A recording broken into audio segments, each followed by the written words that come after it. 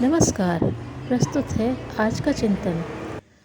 परिवार का नाम लेते ही एक ऐसे परिकर का चित्र साकार हो उठता है जिसमें अनेक सदस्य हों तथा परस्पर एक दूसरे से विभिन्न रिश्तों से जुड़े हों। न केवल रिश्तों से वरन भावनात्मक सुदृढ़ संबंधों से भी, जहाँ स्नेह, सद्भाव और सहकार की त्रिवेणी बहती हो। वह दिन मानव प्रगति का सर्वाधिक महत्वपूर्ण रहा होगा जिस दिन परिवार संस्था का अभ्युदय हुआ होगा। जीने को तो अन्य जीव जंतु भी एक बाड़े में जी लेते हैं, पेट प्रजनन की जरूरतें भी पूरी कर लेते हैं, पर उस परिकर को परिवार नहीं कहा जा सकता। उनके शारीरिक स्वार्थ ही परस्पर एक दूसरे को बांधे रहते हैं। मोटी दृष्टि से देखने पर लगता है कि यहाँ भी कोई परिवार है, पर यह मान्यता अधिक समय तक कायम नहीं रहती। झटका लगता है और वह बनाई गई धारणा यह देखकर टूट जाती है कि वे अपने स्वार्थों के कारण मात्र जुड़े हुए हैं।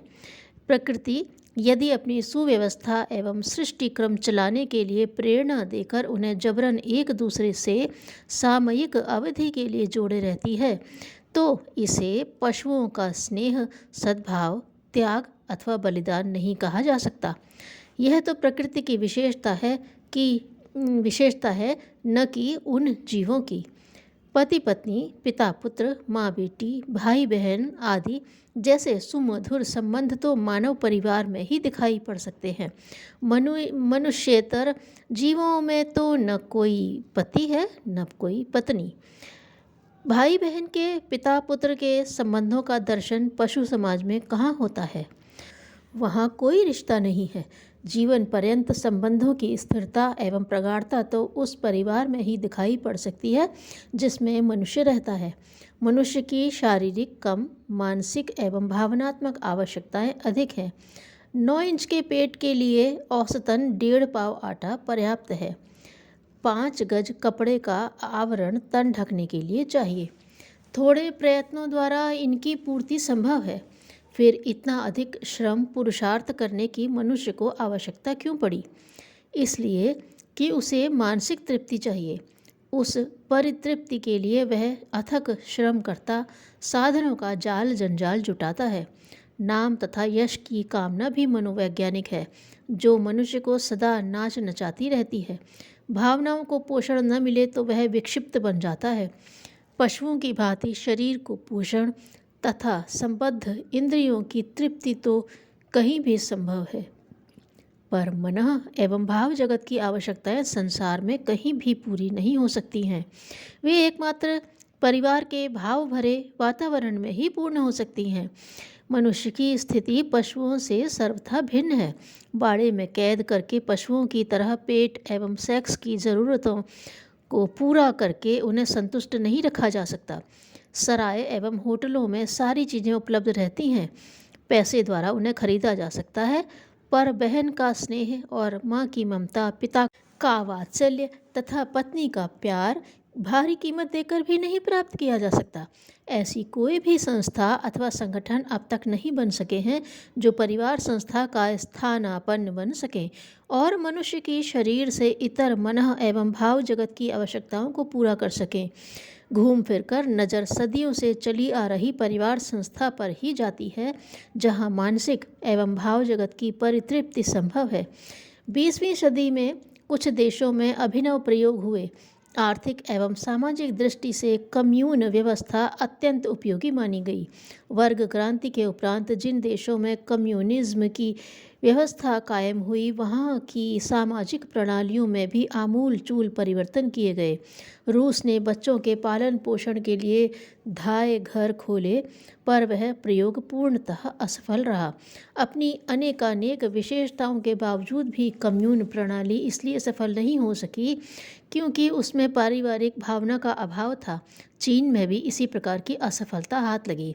सफलता का उद्घोष करना एक बात है, पर उसे सही सही शब्दों में करतलगत करना दूसरी बात। विचारकों का मत है कि कम्यून व्यवस्था सैद्धांतिक रूप से अत्यंत उपयोगी है। उसके आर्थिक एवं सामाजिक सिद्धांत कल्याणकारी हैं, पर उसका भविष्य उज्जवल होगा यह इसलिए संदिग्ध है कि जीवन के लिए सदाशयता का समावेश उसमें होना चाहिए, वह नहीं हो सका है। मनुष्य जाति के लिए कम्यून प्रणाली का लार्जर फैमिली का प्रयोग कौटुंबिक भावना के आधार पर ही सफल हो सकेगा।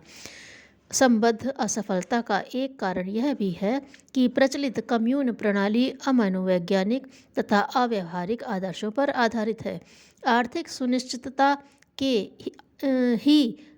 आर्थिक सुनिश्चितता ही पर्याप्त नहीं है, मनुष्य के विचारों एवं भावनाओं का भी पोषण चाहिए। यह उतना ही जरूरी जितना कि शरीर के लिए आहार, वस्त्र एवं निवास के लिए आवास। कम्युनिज्म विचारधारा से अनुप्राणित देशों में शिशु घरों में पालन पोषण का प्रयोग असफल रहा। द फैमिली पुस्तक में हेलेन बोसां लिखते हैं कि संसार बिना कुटुंब के उसी प्रकार का होगा जैसे बिना सूर्य के आकाश। सूर्य बादल से ढक सकता है किंतु लुप्त नहीं हो सकता। कुटुंब व्यवस्था की दीवार हिल सकती है किंतु उसका अभाव असंभव है। सीखने एवं अनुभव प्राप्त करने तथा किसी विश्व विशेष में प्रवीणता प्राप्त करने की आवश्यकता तो बाद में पड़ती है। संबद्ध स्कूली एवं सामाजिक संस्था इस आवश्यकता की पूर्ति भी करती हैं, पर व्यक्तित्व के विकास के लिए जिन सुसंस्कारों की ज़रूरत पड़ती है उनका बीजारोपण तो परिवार संस्था में ही होता है। उन परिवारों में जो सही अर्थों में परिवार नाम को सार्थक करते हैं। एटिकेट मात्र सिखाने वाले कितने ही स्कूल पश्चिमी देशों की नकल पर खुड़ते जा रहे हैं। अपने प्रयास में सीमित प्रयोगों के लिए वे सफल भी रहे हैं, पर समाज, देश और संस्कृति के सुसंस्कारों से युक्त जिन सुसंस्कृत व्यक्तित्वों की ज़रूरत है उन्हें वे पाने में सर्वथा असमर्थ हैं। यह महत्वपूर्ण कार्य तो सद्भाव सुसंस्कार संपन्न परिवार के वातावरण में ही संपन्न हो सकता है। परिवार संस्था की उपयोगिता आवश्यकता असंदिग्ध है, पर इस सच्चाई से भी इनकार नहीं किया जा सकता कि परिवारों का स्तर गिरा है। वे सुमधुर संबंध समाप्त होते जा रहे हैं जिनके कारण परिवार गौरवान्वित होते थे। संकीर्ण स्वार्थपरता का घुन परिवार संस्था को भीतर ही भीतर खोखला बनाने में संलग्न है। पश्चिमी देशों में तो परिवारों की स्थिति और भी बुरी है। संबंधित सदस्यों के रिश्ते मात्र समझौते बनकर रह गए हैं। वहाँ पारिवारिक सद्भावना समाप्त होती जा रही है। आधुनिक सभ्यता में पले समाज में तो यह विष बुरी तरह फैलता जा रहा है। अशिक्षित एवं पिछड़े समझे जाने वाले क्षेत्रों में अभी भी सद्भावना एवं सदाशयता भरपूर है। सुशिक्षितों एवं प्रगतिशीलों में भी वह पूर्णतया अभी समाप्त नहीं हुई है। आवश्यकता दोनों ही क्षेत्रों में परिमार्जन की है। भारतीय परिवारों को सुगठित सुसंस्कृत बनाने के लिए संस्कारीकरण एवं मनोवैज्ञानिक सनातन उपचारों का अवलंबन लेना होगा। तभी परिवार संस्था श्रेष्ठ व्यक्तित्वों की गलाई ढलाई करने में समर्थ हो सकेगी। आलोचना भयावह व्यंग है, गर्व और अभिमान पर चोट है। आलोचना के स्थान पर मनुष्य को समझना अधिक लाभदायक और गुप्त प्रभाव रखता है। इससे सहानुभूति, सहिष्णुता और दयालुता उत्पन्न होती है। आत्मा का विस्तार होता है। दूसरों को समझना ही जीवन का सही दृष्टिकोण होना चाहिए। समस्त मानवीय गलतियां अहंकार से उत्पन्न होती हैं। अहंकार न रहे तो संसार स्वर्ग बन जाए। जैसा बनना है उसी स्तर के विचारों की मना क्षेत्र में स्थापना करनी चाहिए। धन्यवाद।